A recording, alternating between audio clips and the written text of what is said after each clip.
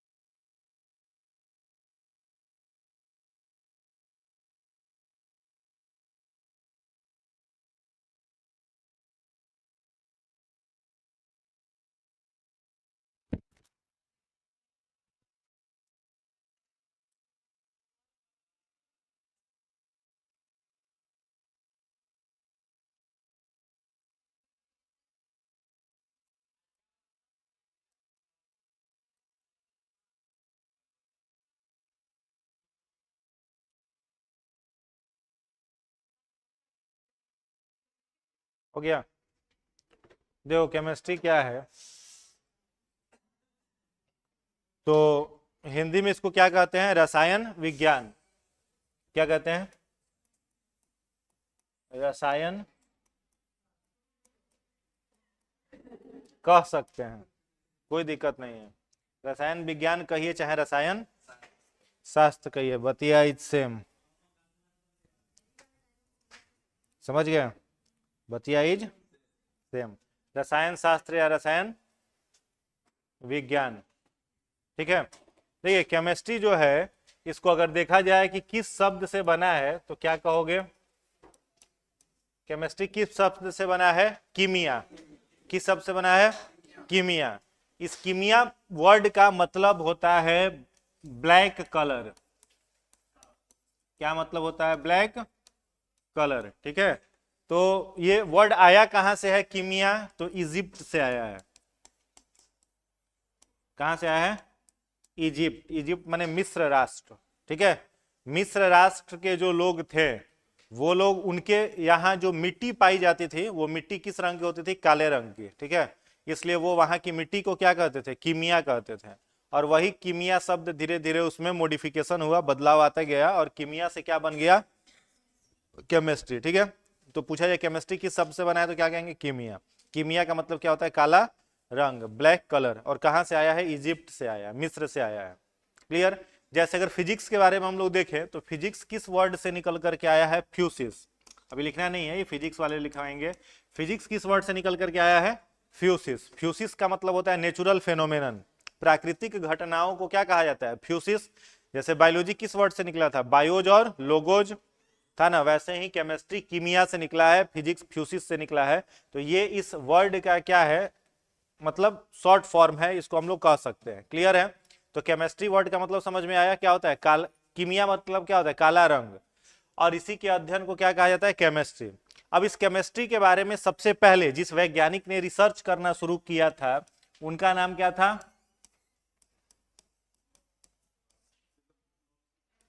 लेवासियर। क्या नाम था, लेवासियर। अंग्रेजी में कहते हैं लेवाइजर। को क्या कहा गया, रसायन विज्ञान का जनक कहा गया। ठीक है। क्या कहा गया, रसायन विज्ञान का जनक, मतलब फादर ऑफ केमिस्ट्री किसे कहा गया, लेवॉइजर को कहा गया। ठीक है। या फिर क्वेश्चन पूछता है फादर ऑफ मॉडर्न केमिस्ट्री भी पूछता है, तो एंटोनी लेवाइजर लिखते हैं, या फिर लेवाइजर केवल याद रखिए, कोई दिक्कत नहीं है। ठीक है। तो फादर ऑफ मॉडर्न केमिस्ट्री किसे कहा जाता है, लेवाइजर को कहा जाता है। एक क्वेश्चन आया है, डायरेक्ट ये क्वेश्चन पूछा था बीपीएससी 65वीं में। ठीक है। बीपीएससी 65 का क्वेश्चन देखिए, सीधा एक क्वेश्चन पूछा है, आधुनिक रसायन शास्त्र का जनक कौन, तो लेवाइजर। अब किसी को किसी विषय का जनक कहा जाता है तो उसके पीछे उनका कुछ कंट्रीब्यूशन होगा तब तो कहा जाएगा। क्या कुछ, जैसे लेमार्क ने बायोलॉजी शब्द दिया था तो कुछ कंट्रीब्यूशन उनका और भी था ना, वैसे इनका भी बहुत सारा कंट्रीब्यूशन था। तो एक पीरियोडिक टेबल का एक एलिमेंट है, कौन सा एलिमेंट? हाइड्रोजन। पीरियोडिक टेबल में इसका सुने हो नाम हाइड्रोजन। इस हाइड्रोजन को क्या कहा जाता है? आवारा तत्व कहा जाता है। क्या कहा जाता है? आवारा तत्व। और इस तत्व की खोज किस वैज्ञानिक ने की थी? Henry Cavendish. किसने किया था इसका खोज? Henry Cavendish. कई बार आया भी एग्जाम में कि हाइड्रोजन तत्व की खोज किसने की थी? हेनरी कैवेंडिश ने की थी। लेकिन इस हाइड्रोजन का अगर आपसे पूछे कि नामकरण किसने किया था, ठीक है, नामकरण मतलब ये हाइड्रोजन नाम किसने दिया था, तो क्या कहोगे? लेवाइजर ने दिया था। ठीक है, हाइड्रोजन नाम देने वाले वैज्ञानिक कौन थे? लेवाइजर। और हाइड्रोजन के खोजकर्ता कौन थे? Henry Cavendish. इतना में कोई दिक्कत किन्हीं को? हाइड्रोजन के खोजकर्ता हेनरी कैवेंडिश, हाइड्रोजन नाम देने वाले लेवाइजर। ठीक है, और भी इनका कुछ कंट्रीब्यूशन था। लेवाइजर साहब ने एक बहुत फेमस किताब लिखा था उस समय में। उस किताब का नाम था, पूछता है कि लेवाइजर ने कौन सी किताब लिखी थी, तो एक पुस्तक इन्होंने लिखी थी जिस पुस्तक का नाम था दी एलिमेंट ऑफ केमिस्ट्री। क्या नाम था? The element of chemistry. ये किताब के लेखक जो थे वो कौन थे? लेवाइजर। किस किताब के लेखक? The element of chemistry. The element of chemistry के लेखक कौन? लेवाइजर। अब ये किताब किस चीज पर आधारित है? तो एलिमेंट से आप समझ रहे हो, तत्वों के बारे में ये किताब बताएगा। उस समय जिस समय लेवाइजर थे उस समय ज्ञात तत्वों की संख्या कितनी थी? 105। उस समय टोटल ज्ञात तत्व कितने थे लेवाइजर के समय? 105। अभी ज्ञात तत्वों की संख्या है 118। कितना है?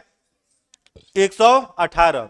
और अभी के समय में अगर आपको तत्वों के बारे में पढ़ना है तो आप कहां पर पढ़ते हैं? पीरियोडिक टेबल में पढ़ते हैं, है ना। अब पीरियोडिक टेबल सोचो कितना सटीक चीज है, केवल आप उस पीरियोडिक टेबल को देख करके पता कर सकते हैं। जैसे अगर पीरियोडिक टेबल की बात किया जाए तो कुछ इस तरह का आपको पीरियोडिक टेबल दिखाई देता है। ठीक है, ऐसा ही ना कुछ दिखता है। ये है एस ब्लॉक, ये पी, ये डी और ये एफ ब्लॉक। एस ब्लॉक जो है इसमें एक और दो लाइन है ना। पहला लाइन जो होता है इसको क्या कहते हैं? Alkali metal group. और दूसरा लाइन जो है alkali earth metal group. D block में कितना से? तीन से लेकर के कहां तक के एलिमेंट आते हैं? 12 तक। 3 से 12 तक कौन सा ब्लॉक है? D block. और फिर यहाँ 13 से 18 तक के एलिमेंट कौन से हैं? P block. ठीक है, और यहाँ 19 और 20, 19 को कहते हैं एक्टिनाइड सीरीज और 20 को कहते हैं लेंथेराइड सीरीज। तो ये बन गया आपका क्या? Periodic table. अब पीरियोडिक टेबल में खाली आप देखिए पहला लाइन तो तुरंत समझ में आ जाओगे कि ये क्षारीय धातु है। दूसरा लाइन देखोगे क्षारीय मृदा धातु है।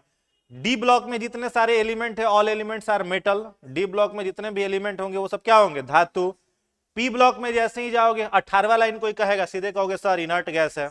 अक्रिय गैस किसमें? 18वें लाइन में है। पी ब्लॉक में मेटल भी है, नॉन मेटल भी है, मेटलवाइड भी है, तीनों है। जबकि डी ब्लॉक में केवल कौन है? मेटल है। एफ ब्लॉक में आओगे तो एफ ब्लॉक में कौन है? एक्सप्लोसिव मटेरियल्स हैं, या फिर वैसे तत्व रेडियो सक्रिय तत्व किसमें आपको मिलेंगे?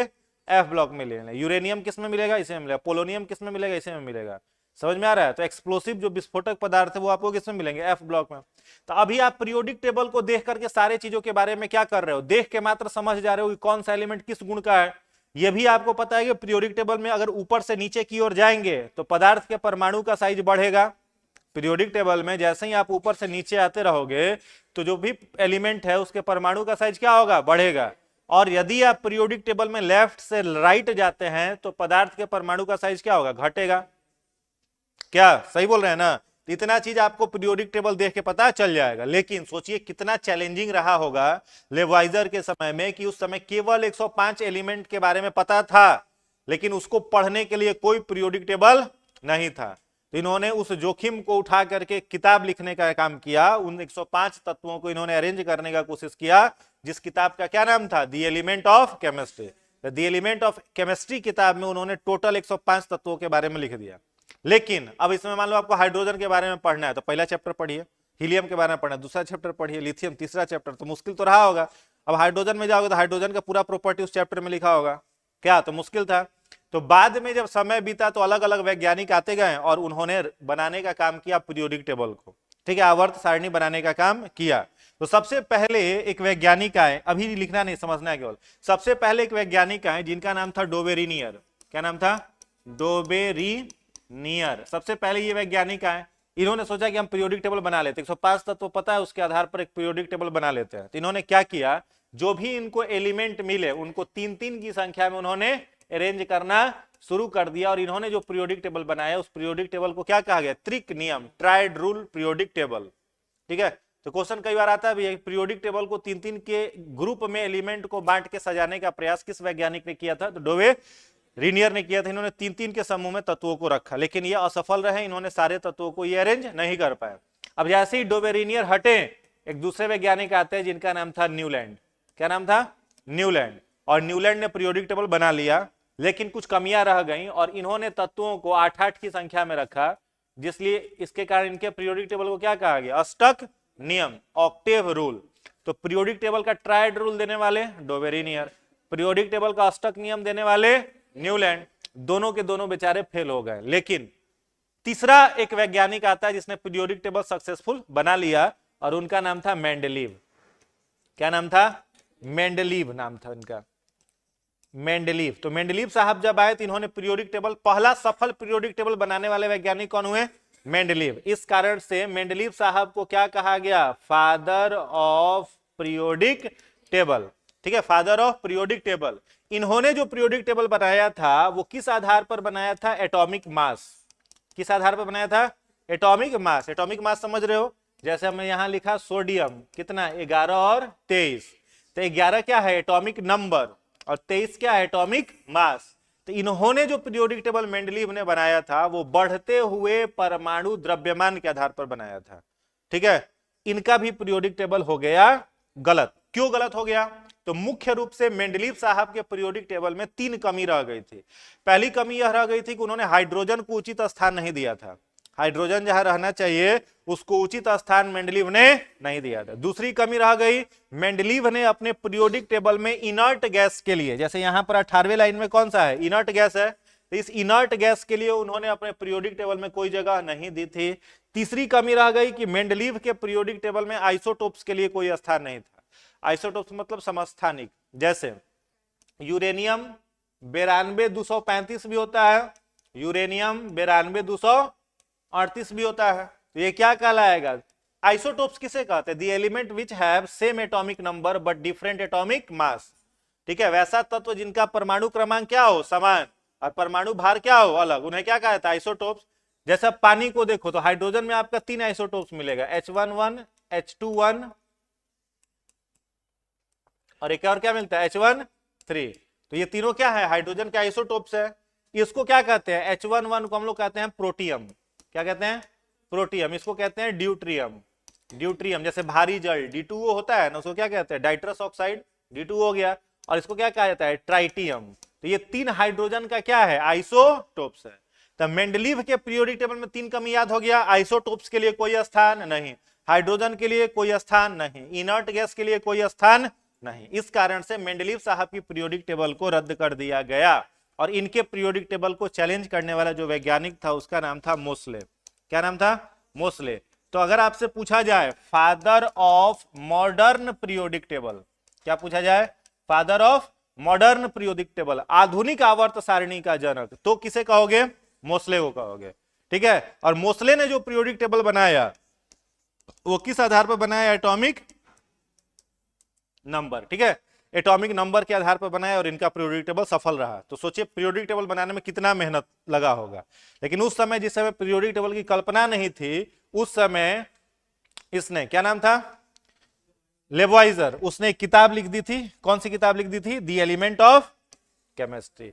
इस कारण से मुख्य रूप से इन 2 इसको लिखाएंगे अभी लैंग्वेज में, मुख्य रूप से इन 2 कॉन्ट्रीब्यूशन के कारण इन्हें क्या कहा गया, फादर ऑफ केमिस्ट्री कहा गया या फादर ऑफ मॉडर्न केमिस्ट्री कहा गया। तीसरा ही इनका एक और योगदान था, और वह क्या था, तीसरा योगदान था, एक होता है नियम जिसको कहते हैं law of conservation of mass. नाम सुने हो, law of conservation of mass, Hindi में कहते हैं द्रव्यमान संरक्षण का सिद्धांत। तो द्रव्यमान संरक्षण का सिद्धांत भी किस वैज्ञानिक ने दिया था, लेवाइजर ने। द्रव्यमान संरक्षण का मतलब क्या होता है, आपके पास अगर मान लो A है और B है, 2 रिएक्टेंट हैं, अब ये दोनों रिएक्शन करेंगे तो क्या बनाएंगे, AB बनाएंगे ना।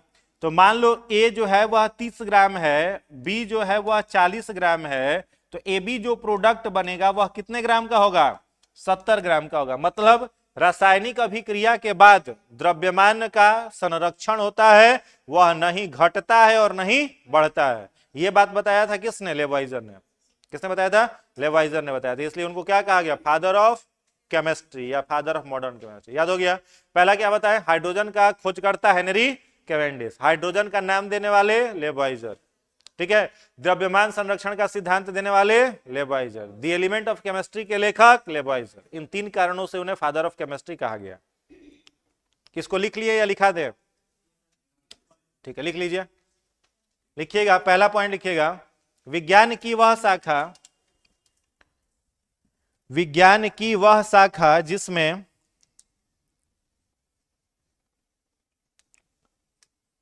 पदार्थ के गुणधर्म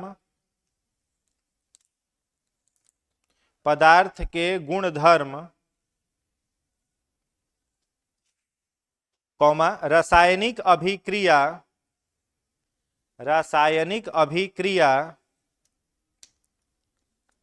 तथा उन अभिक्रियाओं में प्रयुक्त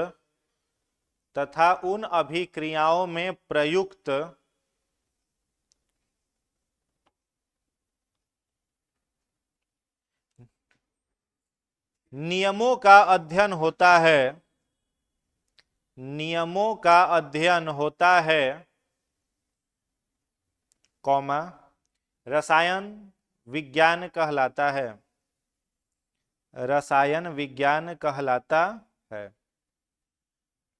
हो गया? रसायन विज्ञान कहलाता है। ये तो लिख लिए हो ना?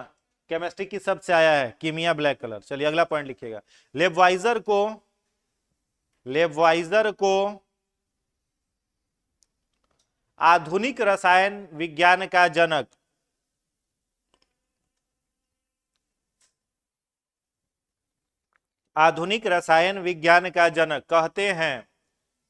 कहते हैं क्योंकि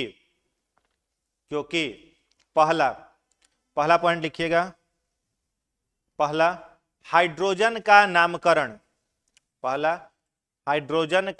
नामकरण, दूसरा द एलिमेंट ऑफ केमिस्ट्री के लेखक, दूसरा लिखिएगा द एलिमेंट ऑफ केमिस्ट्री के लेखक, तीसरा लिखिएगा द्रव्यमान संरक्षण का सिद्धांत देने वाले, law of conservation of mass, द्रव्यमान संरक्षण का सिद्धांत देने वाले। हो गया? इन तीन कारणों से उन्हें क्या कहा जाता है? आधुनिक रसायन विज्ञान का जनक कहा जाता है। बस अभी इतना ही लिखना है। उसके बाद देखिए, अब केमिस्ट्री में आपने क्या लिखा था अभी कि केमिस्ट्री में हम लोग किसका अध्ययन करते हैं? मैटर का मतलब क्या होता है? पदार्थ किसे कहते हैं? हर वह वस्तु जो स्थान घेरे और जिसका द्रव्यमान हो, उसको क्या कहते हैं? पदार्थ। ठीक है, everything which occupy space and having its own mass is called matter. अब एक क्वेश्चन इससे भी एग्जाम में आ गया था। क्या क्वेश्चन पूछा था? निम्नलिखित में से कौन पदार्थ नहीं है? निम्नलिखित में कौन पदार्थ का एग्जाम्पल नहीं है? ऑप्शन ए दे दिया था पेन, ऑप्शन बी दे दिया था बुक, ऑप्शन सी दे दिया था रे, ऑप्शन डी दे दिया था मान लो नन ऑफ दीज। क्या होगा? इनमें से कौन पदार्थ नहीं है? तो आप क्या कहेंगे? कौन पदार्थ नहीं है? रे जो है वो पदार्थ नहीं है, विकिरण जो है वो पदार्थ नहीं है। क्यों पदार्थ नहीं है? क्योंकि वो द्रव्यमान उसमें नहीं होता, स्थान घेरता है। अब कहीं किरण मारोगे तो वो स्थान नहीं घेरेगा, लेकिन क्या नहीं होता उसमें? द्रव्यमान नहीं होता। तो कोई भी वस्तु जिसको आप मैटर कहोगे, उसमें दो चीजें होनी चाहिए, द्रव्यमान होना चाहिए और दूसरा स्थान घेरने की प्रवृत्ति होनी चाहिए, तभी उसको क्या कहेंगे? मैटर। और किसी भी मैटर का जो अध्ययन करने वाली विज्ञान की शाखा है उसको क्या कहेंगे? रसायन शास्त्र कहेंगे। ठीक है, तो मैटर के बारे में लिख लीजिएगा, ब्रैकेट में वही लिख लीजिएगा, स्थान घेरती है तथा द्रव्यमान होता है। स्थान घेरती है तथा द्रव्यमान होता है।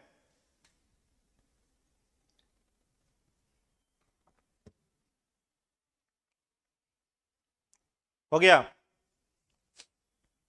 लिख लिए। अब देखिए मैटर जो है इसका क्लासिफिकेशन अब लोग अगर हम लोग करें तो दो आधार पर कर सकते हैं। एक हम लोग कर सकते हैं किस आधार पर, फिजिकल बेसिस मतलब भौतिक आधार, और दूसरा क्या कर सकते हैं, रासायनिक आधार, केमिकल बेसिस। केमिकल बेसिस रासायनिक आधार पर कर सकते हैं। तो जब आप भौतिक आधार पर पदार्थ का वर्गीकरण करेंगे तो आप इसे बांट सकते हो 5 ग्रुप में, सॉलिड में, लिक्विड दूसरा, तीसरा गैस, चौथा क्या होगा प्लाज्मा, और पांचवा बोस आइंस्टीन कंडेनसेट। ठीक है, और फिजिकल बेसिस पर, केमिकल बेसिस पर करोगे तो दो भागों में कर सकते हो, प्योर और दूसरा मिक्सचर। प्योर को दो भागों में बांट सकते हैं,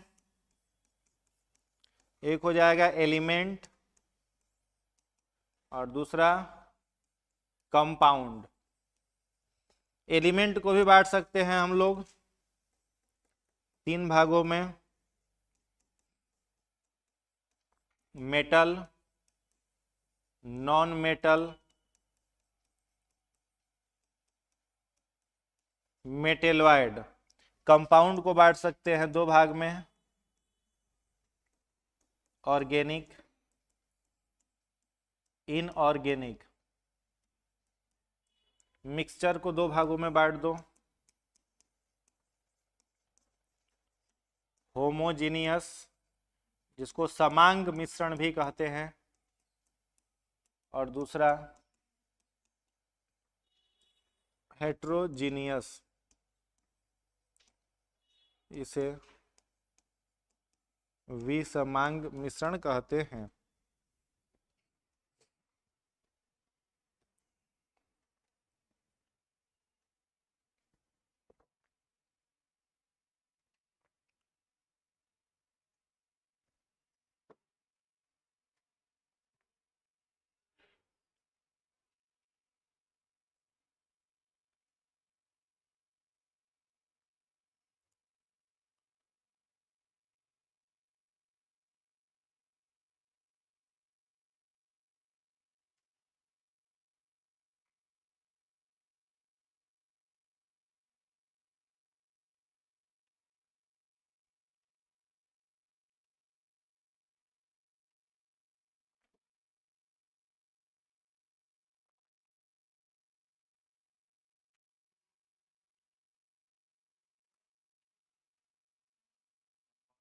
यौगिक, एलिमेंट माने तत्व, कंपाउंड माने यौगिक।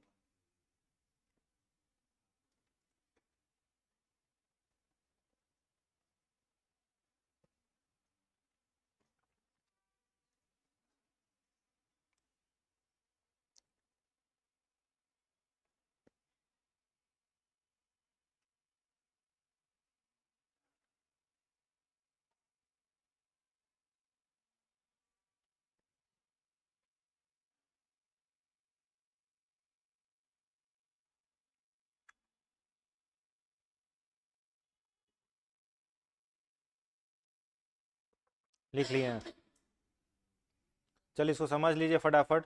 पहला क्या लिखा हुआ है, फिजिकल बेसिस और केमिकल बेसिस।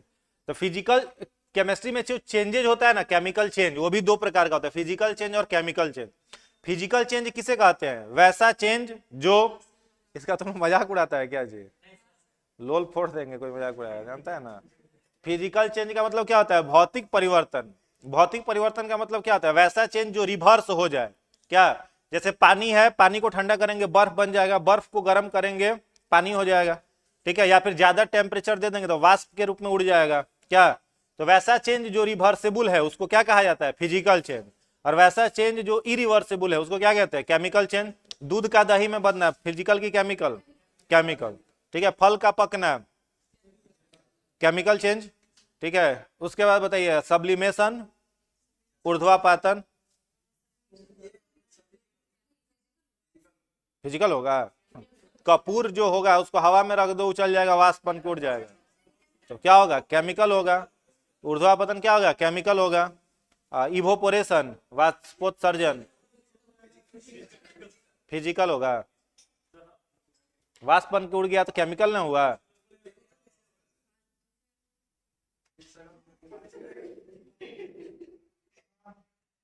ए देवता, कहां से पूजा करवा के आ रहे हैं, ऐसे टहल रहे हैं एकदम। तो ऐसे आने से पहले क्लास में मैनर होता है, एक तरीका होता है कि सर आ सकते हैं, सर जा सकते हैं। आप लोग शिक्षक ना बनिएगा जी, यहाँ नहीं, आपके अंदर होना चाहिए ना। तो माहौल के अनुसार आप बदल जाइएगा। कैसे बदल जाइएगा माहौल के अनुसार? आपके अनुसार इंसान का संस्कार इंसान के अंदर होता है, माहौल के अनुसार संस्कार नहीं बदलता है, समझे? नहीं बदलता है। हमारे क्लास में कम से कम नहीं बदलिएगा, ठीक है? आगे से ध्यान रखेंगे, समझ गए? नहीं तो हमारे क्लास में वो उनके क्लास में आप करेंगे, ठीक है?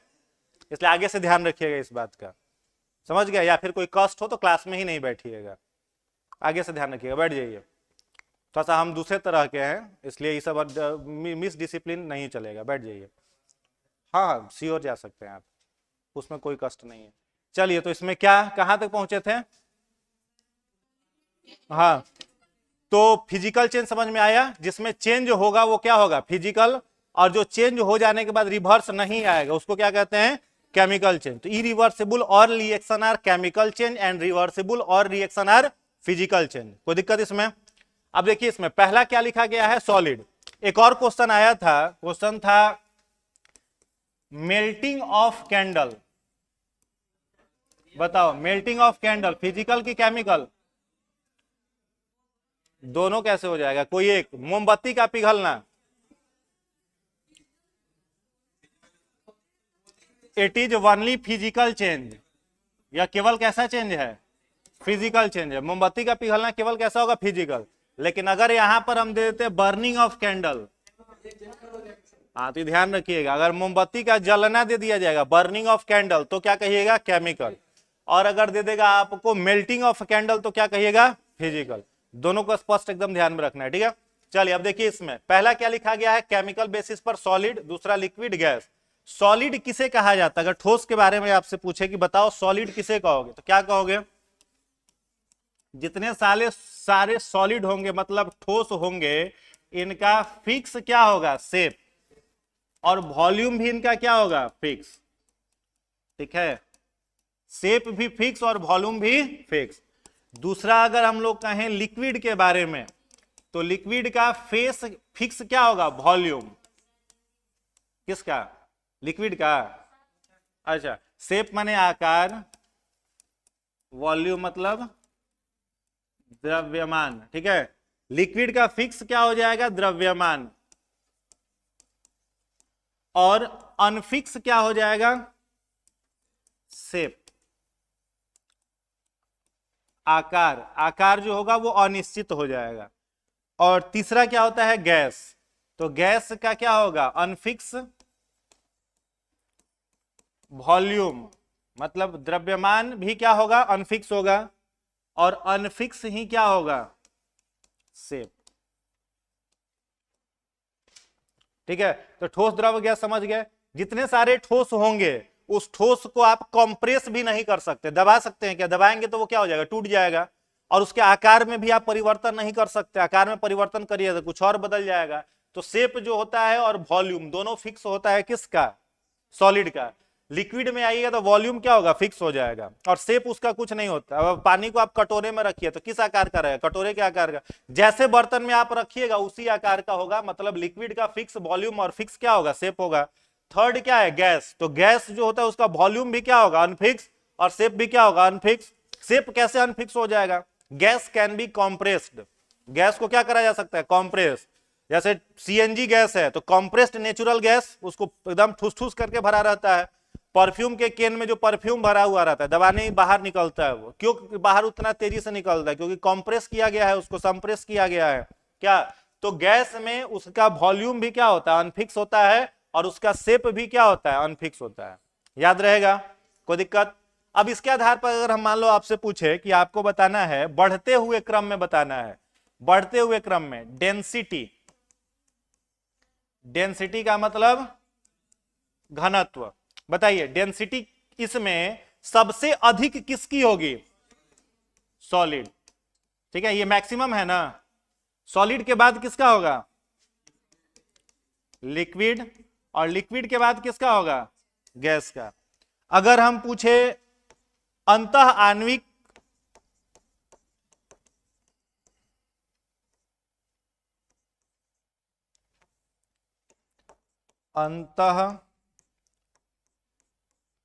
आणविक स्थान, इंटरमोलिकुलर स्पेस, ठीक है, अंतः आणविक स्थान मतलब इंटरमोलिकुलर स्पेस, सबसे ज्यादा किसका होगा बताओ? गैस का। गैस के बाद किसका होगा? लिक्विड का, और लिक्विड के बाद किसका होगा? सॉलिड का। कोई दिक्कत इसमें? अगर हम कहें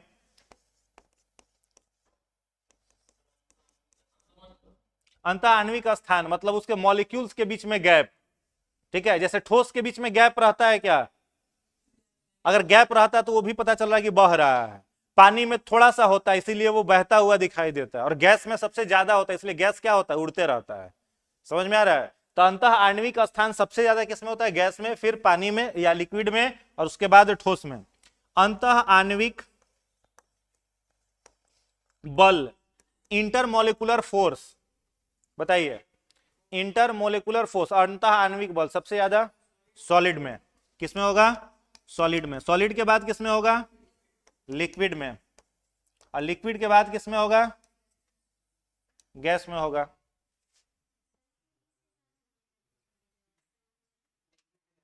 इसी हिसाब से क्वेश्चन पूछेगा अंतः आणविक बल सर्वाधिक किसमें है? ठोस, द्रव्य, गैस।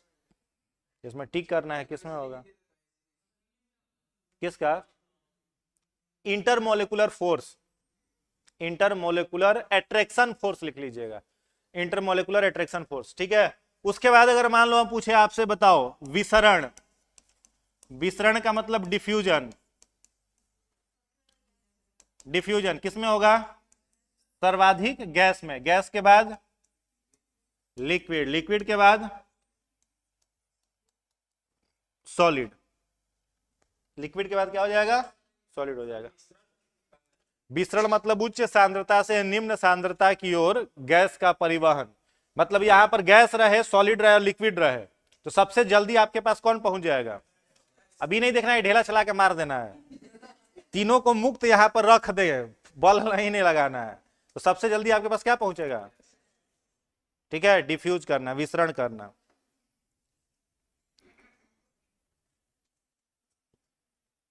हो गया। अगर इसमें हम पूछे आपसे, बताओ काइनेटिक एनर्जी, गतिज ऊर्जा, काइनेटिक एनर्जी, गतिज ऊर्जा सबसे ज्यादा किसकी होगी? गैस की होगी। गैस के बाद किसका होगा? द्रव्य का। लिक्विड का। लिक्विड के बाद किसका होगा? सॉलिड का होगा। किस चीज का? लिक्विड का कोई भी तरल पदार्थ।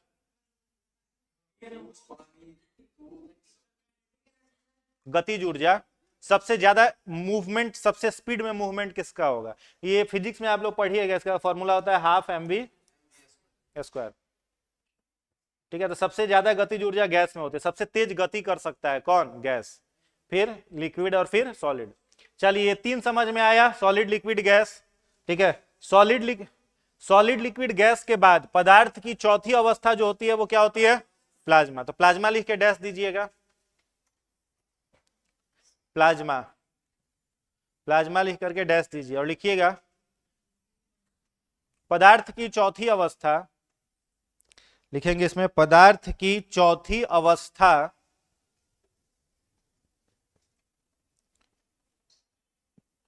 जिसमें परमाणु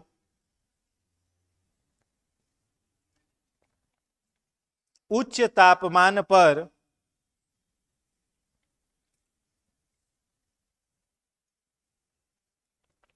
आयनित होकर, आयनित, आयोनाइज्ड, आयनित होकर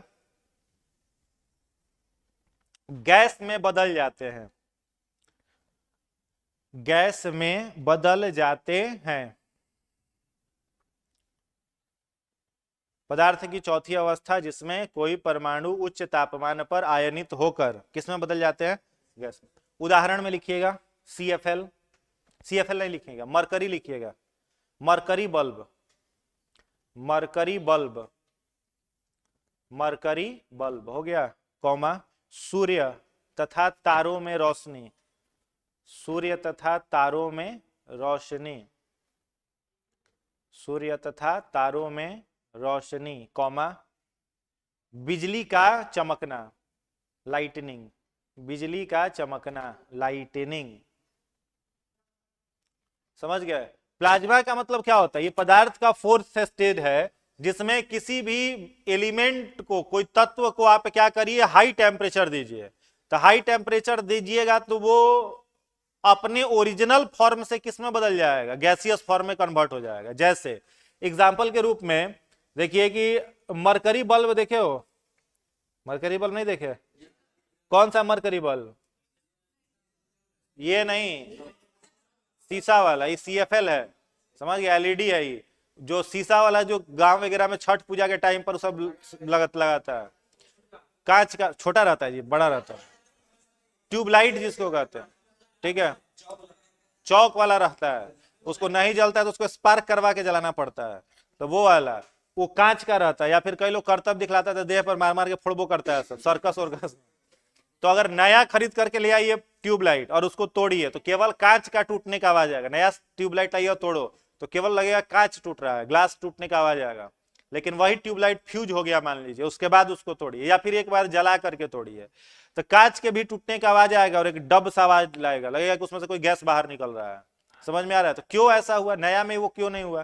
क्योंकि जब उसको एक बार प्रयोग में लाया गया, यूज किया गया है, तो उसके अंदर में कुछ प्लाज्मा भरा हुआ है। क्या भरा हुआ है? प्लाज्मा। और जैसे ही इसके अंदर में इलेक्ट्रिसिटी फ्लो आप कराओगे तो ये प्लाज्मा को हाई टेम्परेचर मिला, तो हाई टेम्परेचर मिलते ही यह प्लाज्मा किस फॉर्म में कन्वर्ट हो गया? गैसियस फॉर्म में कन्वर्ट हो गया। और आपको पता है कि ट्यूबलाइट के अंदर कौन सा गैस भरा रहता है? आर्गन। ट्यूबलाइट में कौन सा गैस होता है? Argon gas. तो प्लाज्मा के रूप में यह क्या हो गया? कन्वर्ट हो गया। अब प्लाज्मा में कन्वर्ट हो गया तो चमकना शुरू कर दिया। समझ में आया? तो पदार्थ की चौथी अवस्था जिसमें कोई भी पदार्थ उच्च तापमान पा करके आयोनाइज्ड हो जाए उसको क्या कहते हैं? प्लाज्मा कहते हैं। और आयोनाइड होकर किसमें बदल जाए? गैसियस फॉर्म में। अब सूर्य तारा में जो रोशनी होता है, आपको पता है कि सूर्य में क्या होता है? हाइड्रोजन का रूपांतरण किसमें होता है? हीलियम में। सूर्य में हाइड्रोजन किसमें बदलता है? हीलियम में, जिसको नाभिकीय संलयन कहा जाता है, न्यूक्लियर फ्यूजन, तब तो वो चमकता है। तो सूर्य के चमकने का स्रोत प्लाज्मा, बिजली के कड़क चमकने का स्रोत प्लाज्मा, तारों को चमकने का स्रोत प्लाज्मा। तो सब किसका उदाहरण है? प्लाज्मा का उदाहरण है। क्लियर? पदार्थ की पांचवी अवस्था लिखिएगा, Bose Einstein condensate. Bose Einstein condensate, Hindi में भी यही कहते हैं। बोस वैज्ञानिक का नाम है, आइंस्टीन वैज्ञानिक का नाम है, कंडेंसेट को कंडेंसेट ही कहते हैं। बोस आइंस्टीन कंडेंसेट, ये दो वैज्ञानिकों ने इसमें रिसर्च किया था। समझ गया? एक वैज्ञानिक थे सत्येंद्र नाथ बोस, जगदीश चंद्र बोस मत कहिएगा, चाहे नेताजी सुभाष चंद्र बोस नहीं। क्या नाम होगा? जगदीश चंद्र बोस नहीं, क्या होगा? हाँ ठीक है, SN बोस। कौन थे? हाँ, जगदीश चंद्र बसु। हाँ, जिसने कौन सा मशीन बनाया था? क्रेस्कोग्राफ, पौधे का वृद्धि मापक मशीन बनाया था। और यहाँ पर बोस का मतलब कौन सा है? SN बोस। कौन बोस है यहाँ पर? SN बोस। और दूसरे वैज्ञानिक कौन है? Albert Einstein. इन दोनों ने एक साथ रिसर्च किया था, साथ काम किया था। अच्छा, दुनिया का सबसे बड़ा अगर आपसे पूछे कि मशीन कौन सा है, ठीक है, तो जनेवा में गॉड पार्टिकल पर रिसर्च हुआ था उस मशीन से। ठीक है, उस मशीन का नाम था लार्ज हेट्रल कोलवाइडल। ठीक है, दुनिया का सबसे बड़ा जो मशीन है उसका नाम है लार्ज हेट्रल कोलवाइडल। जनेवा में गॉड पार्टिकल पर उस पर रिसर्च हुआ था। समझ में आ रहा है? तो दो वैज्ञानिक थे, कौन कौन? SN बोस और एल्बर्ट आइंस्टीन। इन लोगों ने एक गैस के ऊपर रिसर्च किया, उस गैस का क्या नाम था? बोसोन। कौन सा gas? Boson gas. Satyendra Nath Bose के नाम पर नहीं रखा गया उसका नाम, बोसोन गैस। बोसोन गैस पर ही क्यों रिसर्च किया गया? क्योंकि ये लो डेंसिटी वाला गैस है, इसकी डेंसिटी क्या होती है? सबसे कम होती है। तो बोसोन गैस पर रिसर्च किया गया। और जो बोसोन गैस था, इस बोसोन गैस के 1,00,000 पार्टिकल में से केवल एक पार्टिकल को चुना गया। बोसोन गैस है लो डेंसिटी वाला, उसके 1,00,000 पार्टिकल में से कितना पार्टिकल लिया गया? केवल एक। और उस एक पार्टिकल को एब्सोल्यूट 0 डिग्री टेम्परेचर पर ले जाया गया। एब्सोल्यूट 0 डिग्री टेम्परेचर मतलब परम शून्य ताप, जो कि असंभव कार्य है। तो एब्सोल्यूट 0 डिग्री टेम्परेचर का मतलब होता है -273 डिग्री सेल्सियस। अब सोचिए -273 डिग्री कहां है? इस तापमान को जनरेट करना ही असंभव है एक तरह से। तो एल्बर्ट आइंस्टीन और सत्येंद्र नाथ बोस ने बोसोन गैस के 1,00,000 कणों में से एक कण को लिया और उस कण को परम शून्य ताप मतलब -273 डिग्री सेल्सियस पर ठंडा किया। अब कोई भी परमाणु का, मान लो यहां पर कोई एक एटम है, तो इस परमाणु का क्या नेचर है? इस परमाणु के आउटर ऑर्बिट पर इलेक्ट्रॉन लगातार क्या कर रहे हैं? मूव कर रहे हैं, गति कर रहे हैं। अब ये परमाणु में इलेक्ट्रॉन की गति रुक जाए, ठीक है, इसका मतलब परमाणु के सिद्धांत को ये गलत कर दिया। तो यहां पर भी वही हुआ। जब उस बोसोन गैस के 1,00,000 कणों में से एक कण को -273 डिग्री सेल्सियस पर ले जाया गया, तो उसके परमाणुओं की जो गति थी वो गति क्या हो गई? रुक गई। और पदार्थ की उसी अवस्था को क्या कहा गया? Bose Einstein condensate. ठीक है, समझ में आया? तो लिखिएगा।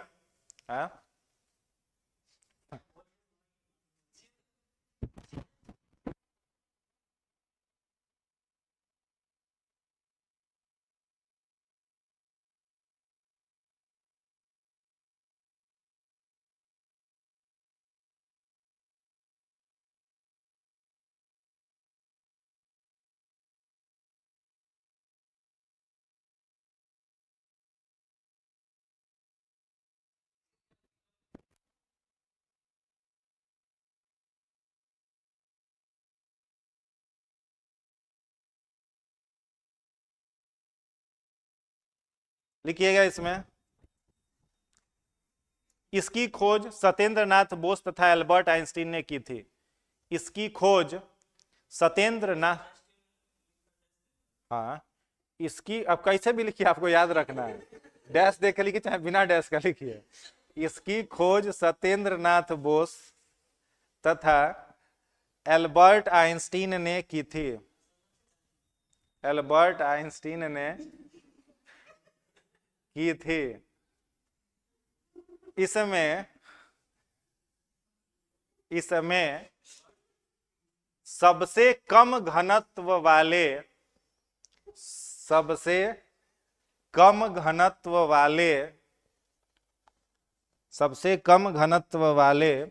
बोसोन बोसोन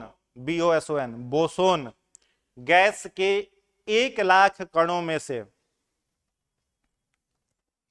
गैस के 1,00,000 कणों में से 1,00,000 कणों में से एक कण को लेकर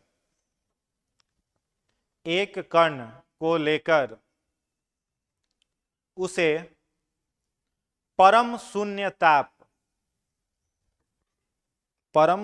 ताप मतलब एब्सोल्यूट 0 डिग्री टेम्परेचर, परम शून्य को कहते हैं एब्सोल्यूट 0 डिग्री टेम्परेचर, परम शून्य ताप ब्रैकेट में लिखिएगा -273 degree Celsius, -273 degree Celsius, -273 degree Celsius पर ठंडा किया गया,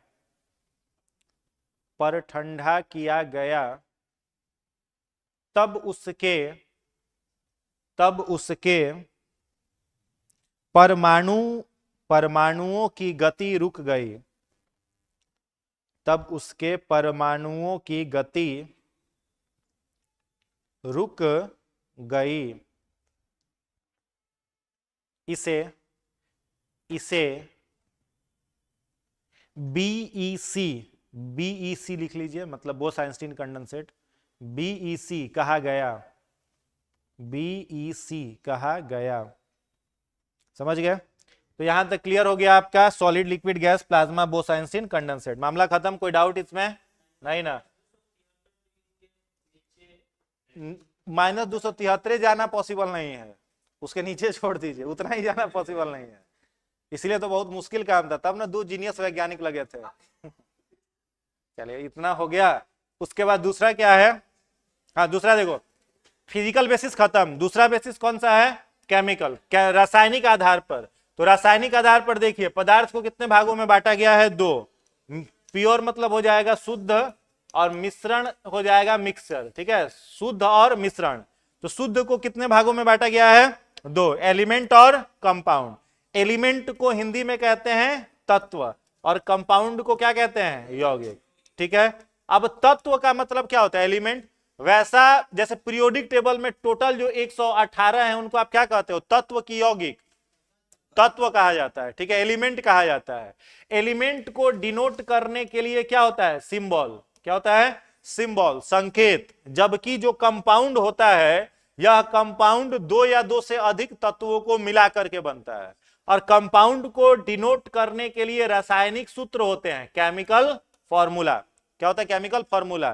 तो कंपाउंड को किससे डिनोट करेंगे, केमिकल फॉर्मूला से। एग्जांपल से समझो, जैसे हम मान लो लिखा हमने SO2, तो आप क्या कहोगे, या एलिमेंट है कि कंपाउंड है, क्या कहोगे, कंपाउंड है। H2O क्या है, कंपाउंड है। H2SO4 क्या है, कंपाउंड है। H2 element, carbon, iron element. समझ में आ रहा है, तो ग्रुप मिल जाएगा तो कंपाउंड, और इंडिपेंडेंट रहेगा तो एलिमेंट। एलिमेंट कितने वर्गों में बटा, 3, metal, non metal, metal wide. Metal का मतलब क्या होता है, धातु, अधातु और उपधातु, ये 3 हो गए। अब मेटल आप किसे कहोगे, जैसे हम पूछे आपसे कि बताइए मेटल के बारे में कुछ कहिए, तो जो धातु होते हैं, इस धातु का पहचान क्या है, धातु का। तो 2-3 चीज से आप कह सकते हो कि सर कोई धातु है या अधातु है। पहला आप कहोगे कि कमरे के तापमान पर, रूम टेम्परेचर पर वह किस अवस्था में होना चाहिए, सॉलिड। यदि कोई वस्तु कमरे के तापमान पर ठोस है तो उसको क्या कहेंगे, सॉलिड। कमरे का तापमान का मतलब 20 से 24 डिग्री सेल्सियस, 20 से 24 डिग्री सेल्सियस क्या कहलाएगा, रूम टेम्परेचर। उस पर वो क्या होना चाहिए, सॉलिड होना चाहिए, तो धातु है। दूसरा आप कहोगे कि वह विद्युत का प्लस ऊष्मा क्या क्या होना चाहिए, कंडक्टर, सुचालक होना चाहिए, यानी it can pass electricity through them, अपने में से वो इलेक्ट्रिसिटी पास करे तो सुचालक है, ठीक ना। यहां पर रूम टेम्परेचर पर सारे मेटल क्या होंगे, सॉलिड। लेकिन एक यहां पर अपवाद है, एक्सेप्शन। एक्सेप्शन में क्या है, पारा। क्या है, पारा, Hg। Hg जो होता है मरकरी, वो कमरे के तापमान पर क्या होता है, लिक्विड होता है। थर्मामीटर में क्या भरा रहता है, मरकरी भरा रहता है। लिक्विड आपको दिखाई देगा लेकिन पानी जैसा नहीं दिखाई देगा, अंतर 20 से 24 डिग्री सेल्सियस, ठीक है। मरकरी मतलब पानी को आप लीजिए और मरकरी को लीजिए और दोनों को आप सतह पर गिराइए, तो पानी जो होगा वो सतह से चिपक जाएगा और मरकरी उड़ जाएगा। या फिर मरकरी को ऐसे ऐसे आप हिलाओगे ना, तो जैसे पत्ता के ऊपर पानी रखिए तो पानी कैसा दिखाई देता है, उसी तरीके का मरकरी दिखाई देगा। मरकरी को आप टेबल पर लेकर के चाहो तो चाकू से काट सकते हो। पानी को काट सकते हैं क्या, मरकरी को आप चाहो तो क्या कर सकते हो, काट सकते हो। तो लिक्विड मेटल का एग्जाम, वैसे कैसे उठ जाएगा, फिसल नहीं जाएगा हाथ से। रूम टेम्परेचर हाथ से नहीं छूना चाहिए, टॉक्सिक होता है, जहरीला होता है वो। एक्सेप्शन में क्या हो गया, मरकरी। विद्युत धारा और उष्मा का क्या होगा, सुचालक, कंडक्टर। तीसरा इसकी प्रॉपर्टी होती है कि वह होना चाहिए कैसा, सोनोरस।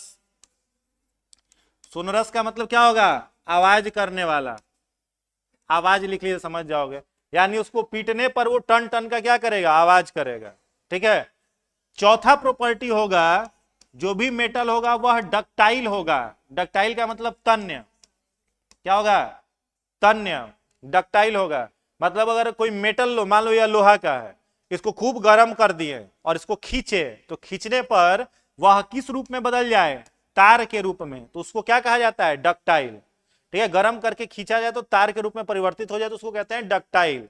एक और प्रॉपर्टी इसकी हो जाएगी क्या, मैलिएबल। मैलिएबल मतलब आघात वर्धनीय।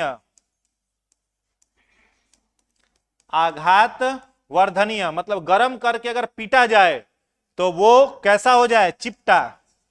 गर्म करके अगर पीटा जाए तो कैसा, अभी लोहा है, इसको गर्म करके खींचे तो तार में बदलेगा, और गर्म करके पीटे तो चिपटा नहीं हो जाएगा, प्लेट के रूप में बदल जाएगा। तो चिपटा हो जाए तो उसको क्या कहेंगे, आघात वर्धनी, और तार के रूप में बदल जाना क्या कहलाएगा, तन्य या डक्टाइल कहलाएगा। और प्रॉपर्टी क्या होगी, तो जितने सारे मेटल होंगे सारे के सारे मेटल लस्चरस होंगे, मतलब चमकीला, उनमें एक साइन होगा, एक चमक होगा। और प्रॉपर्टी मेटल की क्या होगी, तो जितने सारे मेटल होंगे उनके बाह्य कक्षा माने आउटर ऑर्बिट पर इलेक्ट्रॉन की संख्या 4 से कम होगी। जितने सारे धातु होंगे उनके आउटर ऑर्बिट पर इलेक्ट्रॉन की संख्या 4 से कम होगी। ये सब किसका प्रॉपर्टी है, मेटल का, धातु का प्रॉपर्टी है।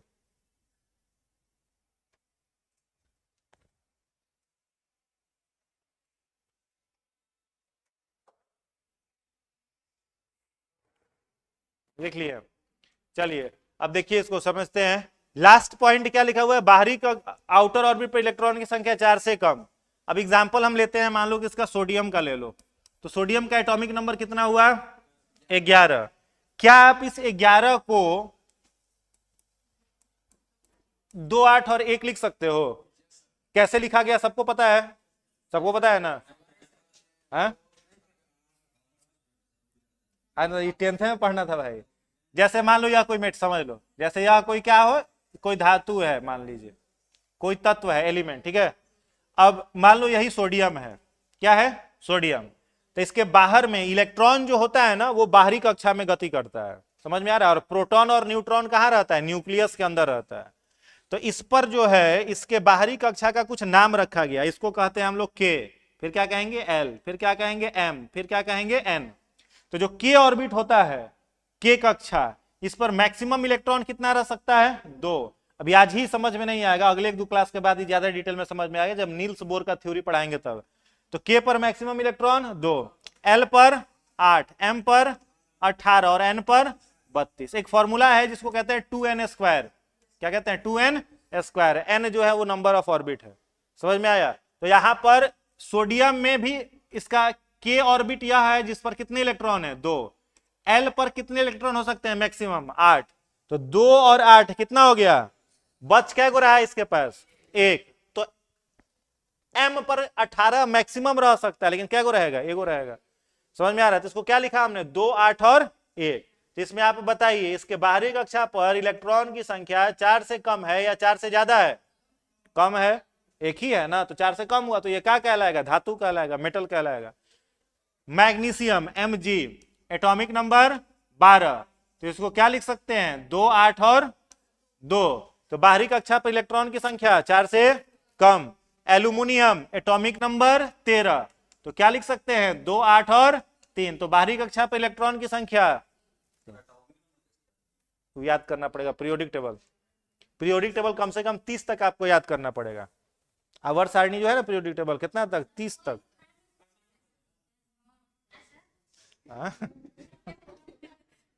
अब कुछ कहा नहीं जा सकता, क्यों नहीं आ सकता है, क्या लिखा दे? अच्छा तो अभी नहीं, पीरियोडिक टेबल पढ़ाएंगे तब ना लिखा देंगे, अभी कैसे लिखा दें। हाँ हाँ, 30 तक रटना पड़ेगा। तरीका अब याद करने का, वो ट्रिक से काहे याद करोगे, ट्रिक से मत याद करो, डायरेक्ट याद करो। और याद करने का ट्रिक कोई नहीं है, वो हॉरिजॉन्टल वर्टिकल याद करने का ट्रिक है, नंबर से याद करने का ट्रिक नहीं है। हाँ चलिए, उनको याद है, देखिए 30 तक। हाँ तो 20 तक से भी काम चलेगा। उसके बाद जो जो इंपॉर्टेंट है, जैसे आयरन, सिल्वर, जिंक,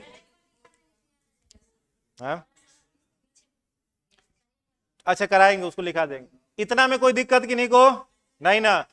अब इसका जो ठीक उल्टा हो जाए, मतलब जिसमें ये प्रॉपर्टी नहीं होगी, उसको हम लोग क्या कहेंगे, नॉन मेटल।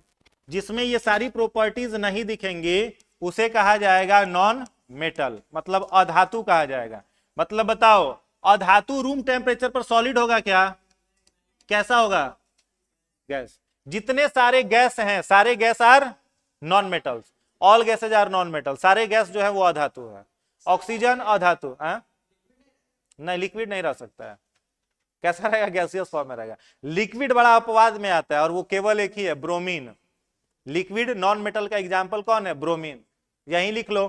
तो जितने सारे गैस हैं इसमें लिख लेना, जैसे अधातु लिखना तो उसमें लिख लेना all gases are non metal. सभी गैस अधातु हैं, all gases are non metal, सभी गैस अधातु हैं। हाँ, रूम टेम्परेचर पर है। नहीं समझे, फिर बोलिए। हाँ तो ऑल भी तो लिखे है, तो ऑल क्या है, प्लुरल है।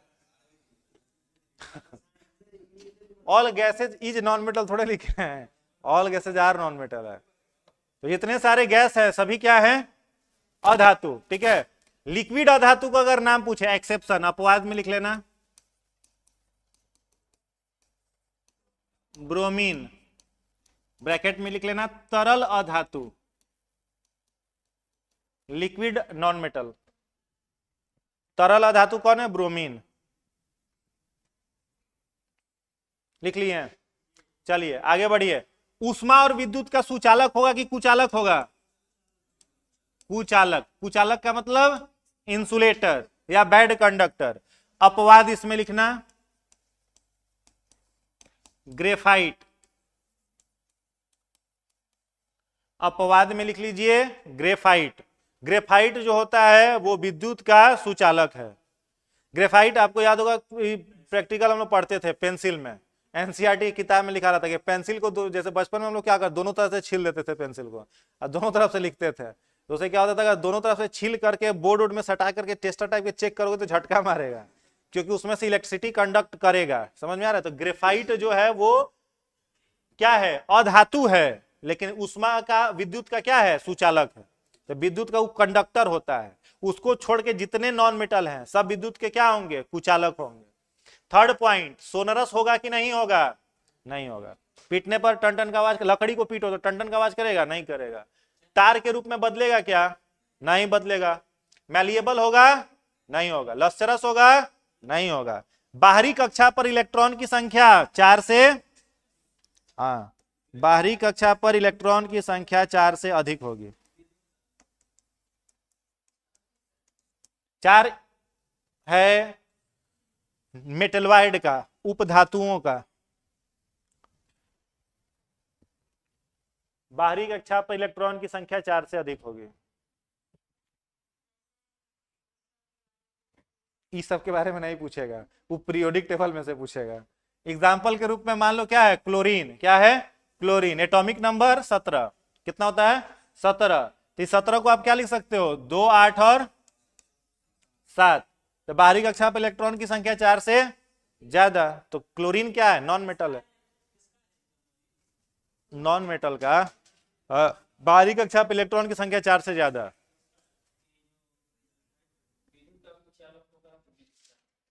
आप डाउट पूछते तो आप टेंशन में आ जाते हैं, क्या पूछ दीजिएगा।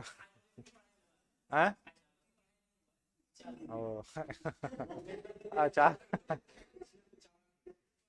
इसीलिए हमको पकड़ रहे हैं। चलो कोई नहीं, इसमें कोई डाउट किसी को? क्या ग्रेफाइट हो रहा है, ग्रेफाइट जो होगा ना उसमें से इलेक्ट्रिसिटी पास करेगा। ग्रेफाइट कहाँ पाया जाता था, पेंसिल का जो नीडल होता है ना वो ग्रेफाइट का बना रहता है। हाँ, कुचालक मतलब जितने सारे नॉन मेटल होंगे वो विद्युत के क्या होंगे, कुचालक। और अपवाद में क्या लिखा है, ग्रेफाइट। ग्रेफाइट क्या होता है, हाँ, अधातु होते हुए भी सुचालक है। नहीं, चमकीला नहीं होगा। चलिए इतना हो गया। क्या, किसका, हीट का। हीट तो सब में से पास कर जाएगा।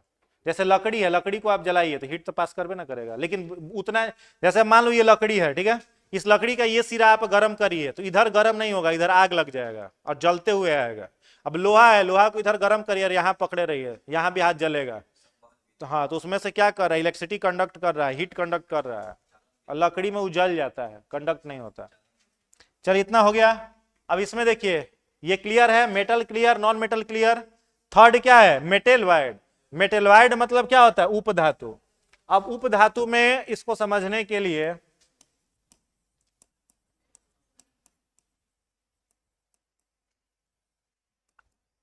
देखिए, मेटेलॉइड जितने सारे होंगे, बाहरी कक्षा पर इलेक्ट्रॉन की संख्या कितना? 4। कितना हो जाएगा? 4। इनको, उपधातुओं को एक और नाम से जाना जाता है। क्या कहा जाता है इनको? सेमीकंडक्टर। हिंदी में इनको कहते हैं अर्धचालक।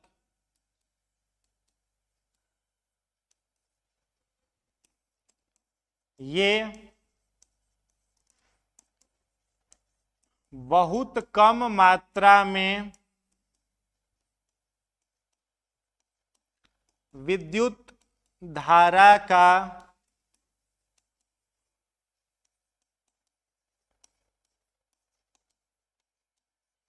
चालन करते हैं। बहुत कम मात्रा में विद्युत धारा का चालन करते हैं। एग्जाम्पल में लिख लीजिएगा, सिलिकॉन, पोलोनियम, एजीमुथ, जर्मेनियम,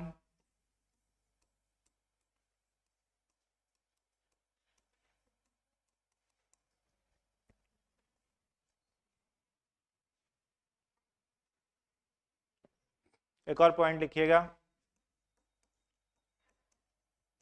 इनका प्रयोग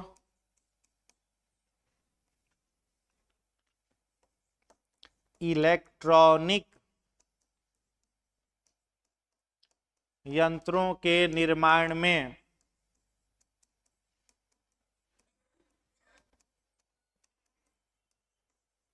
होता है।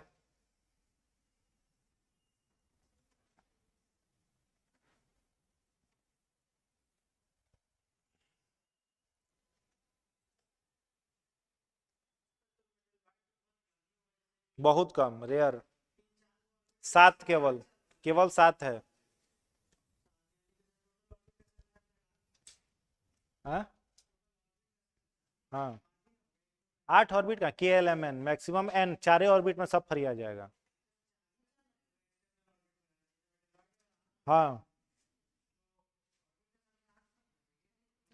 उसमें इलेक्ट्रॉन भरा जाना है ना, तो पहला में 2 भरेगा, दूसरा में 8, तीसरा में 18, चौथा में 32 भरा सकता है। 7 किलो हम लोग आगे पढ़ेंगे। टोटल संख्या जैसे ऐसे आप काउंट करिएगा ना, सिलिकॉन, पोलोनियम, एक्जिमुथ, जर्मेनियम, ऐसे 7 है। 4 आना चाहिए, 4 आना चाहिए, सबका 4 आना चाहिए, तभी तो वो मेटलॉइड है।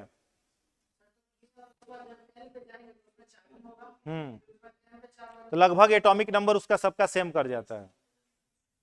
वो सब ये जो होता है ना, ये जितने सारे हैं सबके सब आपके इसमें आएंगे, क्या बोला जाता है, सेम। अभी जिक्र करा था हमने,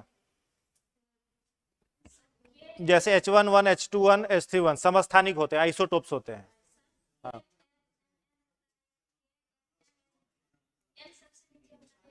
ABCD में पहले क्या आएगा? K, फिर L, फिर M और N, ऐसे ही आएगा। चलिए, ये हो गया। अब इसको समझिए। लास्ट पॉइंट मैंने क्या लिखा है? इनका प्रयोग इलेक्ट्रॉनिक यंत्रों, सबसे ज्यादा उपयोग में आने वाला सेमीकंडक्टर कौन सा है? सिलिकॉन। याद रखना, एग्जाम में कई बार क्वेश्चन आया है कि सर्वाधिक प्रयोग होने वाला सेमीकंडक्टर अर्धचालक कौन होता है? तो सिलिकॉन होता है। Most common semiconductor is silicon. इसका प्रयोग किस में होता है? इलेक्ट्रॉनिक यंत्रों में। तो इलेक्ट्रिसिटी से जो यंत्र चलते हैं वो 2 तरह के हो सकते हैं। विद्युत से चलने वाले जो यंत्र हैं उनमें से एक को क्या कहा जाता है? इलेक्ट्रिक डिवाइस, और दूसरे को क्या कहा जाता है? Electronic device. इलेक्ट्रॉनिक, दोनों में आप अंतर कर पा रहे हैं कि नहीं? इलेक्ट्रिक और इलेक्ट्रॉनिक। इलेक्ट्रिक मतलब वैसे यंत्र होंगे जिनको ज्यादा वोल्टेज चाहिए, यानी इनको ऑपरेट होने के लिए इलेक्ट्रिसिटी की आवश्यकता ज्यादा हो। और इलेक्ट्रॉनिक वैसे यंत्र होते हैं जिनको ऑपरेट होने के लिए इलेक्ट्रिसिटी की बहुत कम आवश्यकता हो। जैसे 6th क्लास में जब हम लोग कंप्यूटर पढ़ना शुरू करे थे, तो उसमें कंप्यूटर का डिफिनीशन हम लोग क्या पढ़ते थे? Computer is an electronic device. क्या पढ़ते थे? Computer is an electronic device. कभी ऐसा पढ़े computer is an electric device? क्या पढ़ते थे? इलेक्ट्रॉनिक। इसके बाद भी एक दो लाइन होता था जो आज तक हमको याद नहीं हुआ। आया हाँ, हर बार फिक्स था, 6 से लेकर के क्वेश्चन आते रहा, क्लास 9th तक आया। जैसे स्कूल में होता था ना, तो 50 नंबर का थ्योरी होता था, 50 नंबर का क्या होता था, प्रैक्टिकल। हर बार छठा से लेकर के 9वां तक आया, लेकिन हमको डेफिनेशन याद नहीं रहा। तो जो 4 नंबर का क्वेश्चन आता था उसमें क्या नंबर मिलता था, 1 नंबर। इसके बाद और क्या क्या होता था, इस transfer data from CPU to monitor, monitor display, mouse is and output device, कौन सी होता है, वो सब कभी याद नहीं होता था, समझ गया। तो कंप्यूटर को हम लोग क्या कहते थे, कौन सा device, electronic device. Electronic device मतलब जिसको ऑपरेट होने के लिए कम इलेक्ट्रिसिटी की जरूरत पड़े। तो अगर पूछे आपका एटीएम मशीन इलेक्ट्रिक है कि इलेक्ट्रॉनिक है, इलेक्ट्रॉनिक है। आपसे पूछे कंप्यूटर लैपटॉप तो क्या कहोगे, इलेक्ट्रॉनिक है। आपसे पूछे मोबाइल फोन, इलेक्ट्रॉनिक डिवाइस। समझ में आ रहा है। और जैसे मोबाइल में आपका जो सिम कार्ड लगा है, उस सिम कार्ड में देखिएगा इतना वो चिप लगा रहता है पीला रंग का, वो पीला रंग का चिप किसका बना हुआ है, सिलिकॉन का बना हुआ है। एटीएम कार्ड पर लगा रहता है, सिलिकॉन का बना हुआ है। ड्राइविंग लाइसेंस पर रहता है, सिलिकॉन का बना हुआ है। तो सबसे ज्यादा प्रयुक्त होने वाला सेमीकंडक्टर सिलिकॉन। तो जितना सारा मेटलवाइड है, वो सारा मेटलवाइड का प्रयोग इलेक्ट्रॉनिक डिवाइस में बनाने में किया जाता है, because it carry electricity but in little amount. ये इलेक्ट्रिसिटी को कैरी करेंगे लेकिन बहुत कम मात्रा में करेंगे, ज्यादा नहीं करें, ज्यादा कर देगा भड़क जाएगा। मोबाइल में ज्यादा वोल्टेज घुस जाए तो ब्लास्ट ना कर जाएगा, समझ में आता है। ज्यादा ये वोल्टेज पचा नहीं सकता है, कम वोल्टेज इसको चाहिए। कोई डाउट इसमें? चलिए देख लीजिए, यहां तक हो गया, यहां तक खत्म। अब उसके बाद देखो क्या है, कंपाउंड। कंपाउंड को क्या कहते हैं, यौगिक। पहला क्या है, ऑर्गेनिक, दूसरा क्या है, इनऑर्गेनिक। तो ऑर्गेनिक में याद रखना है आपको, वो सारा पदार्थ जिसमें आपको क्या दिखे, कार्बन, वो क्या होगा, ऑर्गेनिक होगा। कार्बनिक हिंदी में कहते हैं। तो जिन जिन पदार्थ में कार्बन दिखे, they all are organic matter. दूसरा, ये कैसे होते हैं नेचर में, जैव अपघट्य, हाँ बायोडिग्रेडेबल होंगे, जैव अपघट्य होंगे, मिट्टी में डाल देने पर सड़ गल जाएंगे। दूसरा क्या है, इनऑर्गेनिक। इनऑर्गेनिक में कार्बन नहीं होगा, यानी कार्बन एब्सेंट। और ये क्या होंगे, जैव अनिम्नीकरण, ये लिखते हैं, क्या लिखते हैं, हिंदी में पूछ रहा, अंग्रेजी में नहीं, नॉन बायोडिग्रेडेबल, ठीक है, नॉन बायोडिग्रेडेबल, यानी मिट्टी में डालने पर सड़े गलेगा नहीं। जैसे प्लास्टिक, पॉलीमर, ये सब क्या है आपका, इनऑर्गेनिक। अब एग्जांपल से बताओ, C2H5SH, एक कंपाउंड का नाम लिखा C2H5SH, ये ऑर्गेनिक है कि इनऑर्गेनिक, ऑर्गेनिक। क्यों ऑर्गेनिक है, क्योंकि क्या दिख रहा है आपको, कार्बन दिख रहा है। समझ में आया। इसको क्या कहा जाता है, इसको कहा जाता है इथाइल मार्केप्टेन। क्या कहते हैं, इथाइल मार्केप्टेन। इससे 2-4 हजार बार क्वेश्चन एग्जाम में ही पूछा है। क्या क्वेश्चन पूछा है कि एलपीजी गैस में महक डालने के लिए किसका प्रयोग किया जाता है, तो क्या कहेंगे, इथाइल मार्केप्टेन का प्रयोग किया जाता है। जो एलपीजी गैस होता है ना, उसमें कोई गंध नहीं होती है, और वो कैसा गैस है, वोलाटाइल गैस है, ठीक है। उसमें लीकेज अगर होगा और अगर गंध नहीं हो तो दुर्घटना हो सकता है, इसीलिए उसमें आर्टिफिशियल स्मेल मिलाया जाता है, कृत्रिम गंध मिलाया जाता है। और कृत्रिम गंध के रूप में क्या मिलाया जाता है, इथाइल मार्केप्टेन मिलाया जाता है, जिससे उसमें महक आता है। C2H5SH, ethyl मार्केप्टेन। क्लियर।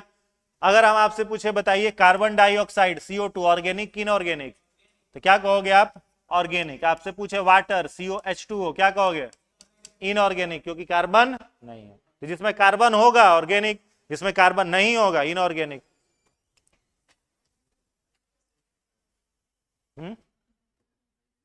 हाँ, C2H5SH, इथाइल मार्केप्टेन। हाँ, TAN है, लिख लिए। चलिए उसके बाद दूसरा क्या है, मिक्सचर। तो देखिए मिक्सचर में क्या है, 2 चीज है, होमोजीनियस और हेट्रोजीनियस। होमोजीनियस को क्या कहते हैं, समांग। एक और इसका नाम है, होमोजीनियस मिक्सचर को सॉल्यूशन भी कहा जाता है। क्या कहा जाता है, सॉल्यूशन। हिंदी में क्या कहते हैं, विलयन। होमोजीनियस मिक्सचर का एक दूसरा नाम सॉल्यूशन भी है सॉल्यूशन माने क्या होता है, विलयन। विलयन को अगर डिफाइन करना हो, अगर आपको सॉल्यूशन को, विलयन को डिफाइन करना हो तो क्या कहते हो, आप कहते हो ना कि होमोजीनियस, अच्छा हिंदी में लिखना है ना, दो पदार्थ का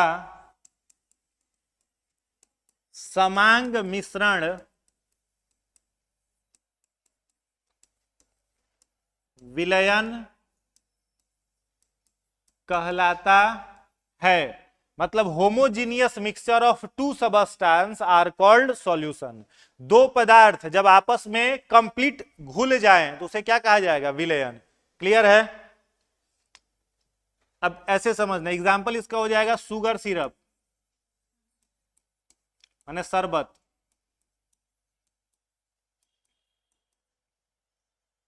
और क्या हो जाएगा, दूध हो जाएगा, मिल्क, और क्या हो जाएगा, ब्लड इत्यादि। अब कोई भी सॉल्यूशन बनेगा तो सॉल्यूशन में दो चीज होना चाहिए। क्या क्या होना चाहिए सॉल्यूशन में? सॉल्यूट होना चाहिए, सॉल्यूट का मतलब विलेय, और दूसरा क्या होना चाहिए, सॉल्वेंट। सॉल्वेंट का मतलब क्या होता है, विलायक। जैसे चीनी क्या है, सॉल्यूट। पानी क्या है, सॉल्वेंट। नमक क्या है, सॉल्यूट। पानी क्या है, सॉल्वेंट।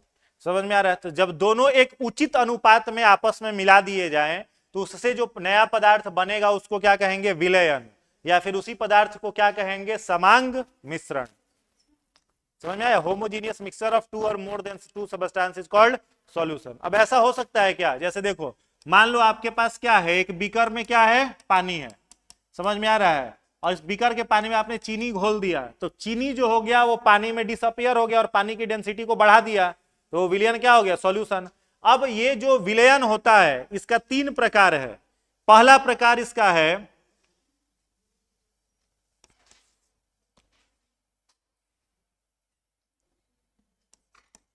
संतृप्त विलयन, सेचुरेटेड सॉल्यूशन। दूसरा है असंतृप्त विलयन,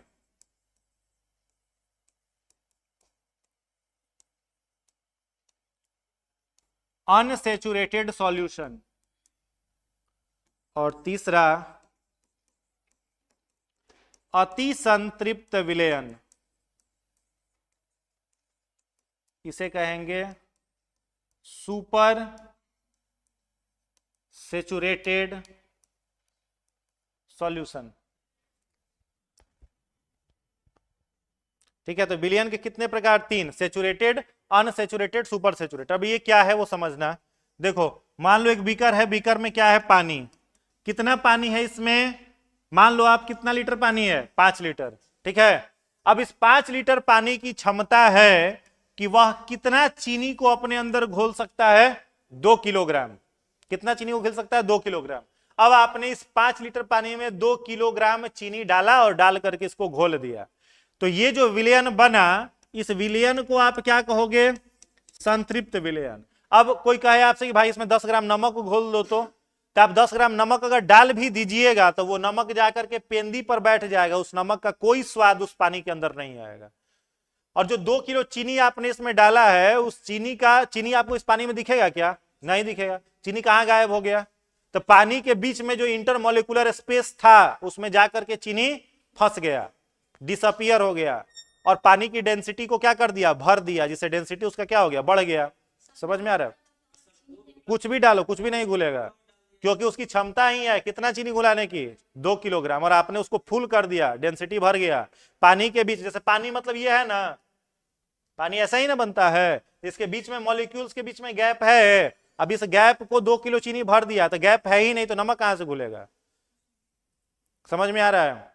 दूसरा, आपके पास पानी सेम है, कितना, 5 लीटर। कितना है, 5 लीटर आपके पास पानी है, और आप इसमें कितना घुल सकता था, 2 किलोग्राम चीनी घुल सकता था। आपने इसमें 1 किलोग्राम और 900 ग्राम चीनी घोला, तो ये कैसा है, अनसेचुरेटेड है अभी।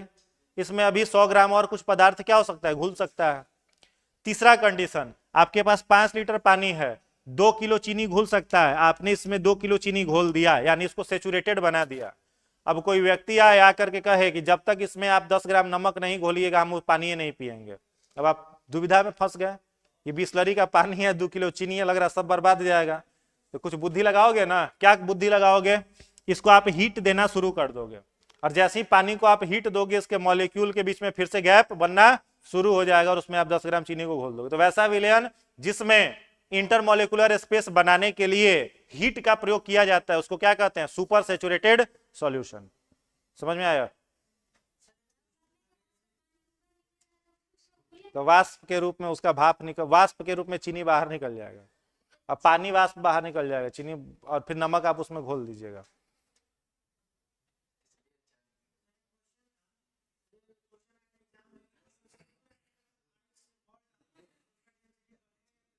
कुछ नहीं होगा, क्योंकि जितना जगह को बर्फ ने घेरा था ना उतने जगह पर ही है वो।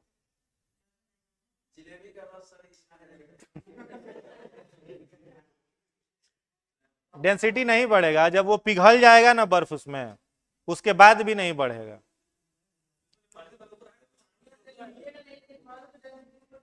डेंसिटी ऊपर के, डेंसिटी क्या होता है, क्या होता है घनत्व? जैसे मान लो यह हो गया पानी, क्या हो गया, पानी। अब आपने जैसे इसमें चीनी को घोला ना, तो चीनी जो होगा इसके मॉलिक्यूल्स के बीच में क्या हो जाएगा, गैप को क्या कर देगा, फिल कर देगा, तो डेंसिटी फुल हो गया। और नहीं है इसमें तो डेंसिटी क्या है, कम है इसका। तो पानी तो उसका मॉलिक्यूल्स को गैप को थोड़ी भर रहा है वो, तो डेंसिटी में कहां बदलाव आया, वॉल्यूम बढ़ गया।